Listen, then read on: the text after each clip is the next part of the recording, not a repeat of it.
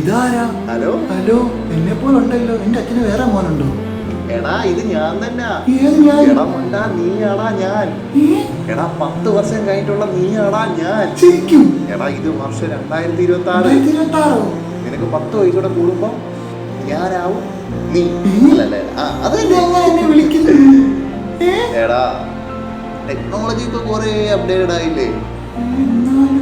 ആ നീ വിചാരിക്കുന്നൊന്നുമല്ല, ഇപ്പൊ എഐയുടെ കളിയാ. എ എന്നൊന്നും അറിയത്തില്ലേ? Artificial intelligence.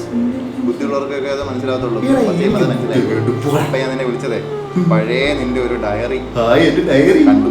ആ ഡയറിക്കകത്തില് കുറെ കാര്യം നീ എഴുതിയിട്ടുണ്ടായിരുന്നു. ഇതൊക്കെ കണ്ടപ്പോ ഭയങ്കര നോസ്റ്റ അടിച്ച് ശരിക്കും നിന്നെ മിസ് ചെയ്തു. അപ്പൊ വിളിച്ചതാ. എന്തൊക്കെയാടാ നീ എഴുതി വെച്ചേക്കുന്നത്? കുറെ കവിതകളും കഥകളും. ഓ കിടിലൻ. പണ്ടേ കിടിലായിരുന്നു. ശരിക്കും നിന്നെ മിസ് ചെയ്യുന്നുണ്ട്. അന്ന് നമ്മൾ പ്ലാൻ ചെയ്ത കുറെ കാര്യങ്ങൾ ഇപ്പോഴും ചെയ്യാൻ പറ്റിയിട്ടില്ലേ? എത്ര പടം ചെയ്തു? എടാ സിനിമയൊക്കെ ചെയ്ത് ഭയങ്കര പാടാ. ഫോക്കസ് ചെയ്ത് പോകാൻ പോലും പറ്റിയിട്ടില്ല. പിന്നെ നീ ഇപ്പൊ എന്താ ചെയ്യുക? നമ്മൾ കോളേജൊക്കെ കഴിഞ്ഞിട്ട് കുറച്ചാള് അഡ്വർടൈസ്മെന്റ് അസിസ്റ്റന്റ് ഡയറക്ടറായിട്ടൊക്കെ നിന്നു. പിന്നെ LLB എടുത്തു. ഇനിയിപ്പോ ഒരു കമ്പനിയൊക്കെ തുടങ്ങി. അഡ്വർടൈസ്മെന്റ് കമ്പനി ഇവിടെ കാക്കനാട്ട്. അതൊക്കെ കൊള്ളാം. പക്ഷെ നമ്മളന്ന് പ്ലാൻ ചെയ്തില്ലേ, കുറെ വീഡിയോസ് ചെയ്യണം, ഷോർട്ട് ഫിലിം ചെയ്യണം, ആൽബം ചെയ്യണം.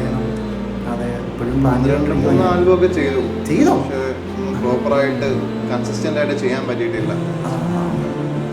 കുറെ പരസ്യങ്ങളൊക്കെ ചെയ്യുന്നുണ്ട്, കുറച്ച് ക്ലയൻസ് ഒക്കെ ഉണ്ട്. അത് മതി, നമുക്ക് സമയമുണ്ടല്ലോ, നമുക്ക് ചെയ്യാം. അത് ശരിയാ, പക്ഷെ നമ്മളുടെ ഒരു ലക്ഷ്യം അതല്ലായിരുന്നല്ലോടാ. കഥയൊക്കെ കാണുമ്പം ശരിക്കും പഴയ എന്നെ മിസ് ചെയ്ത്. നിന്നെ കണ്ടിട്ട് ഭയങ്കര സൂപ്പറായിട്ട് കൊണ്ടാ. നീ അടിപൊളിയാടാ, അടിപൊളിയാടാ. അതുകൊണ്ട് വെറുതെ നിന്നെ ഒന്ന് വിളിക്കാമെന്ന് വിചാരിച്ചു. എന്തായാലും കൊള്ള സർപ്രൈസ് ആയി പോയി. നീ ഞെട്ടിയല്ലേ?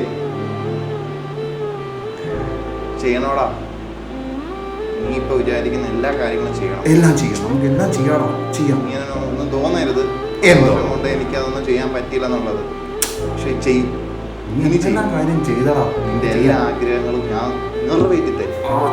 സത്യം. സൂപ്പർ. നീ തന്നെ ഞെട്ടു. 10 വർഷം കഴിഞ്ഞിട്ട് ഇതല്ലേ, ഒരു 5 വർഷം കൂടെ കഴിഞ്ഞിട്ട് നീ ഞെട്ടു. സൂപ്പറാണ്. അപ്പൊ ഞാൻ ഒന്നുകൂടെ വീഡിയോ കോൾ വിളിച്ചിട്ട് നിന്നെ കാണിക്കാം. അപ്പൊ എനിക്ക് 5 വയസ്സോടെ കൂടുതലും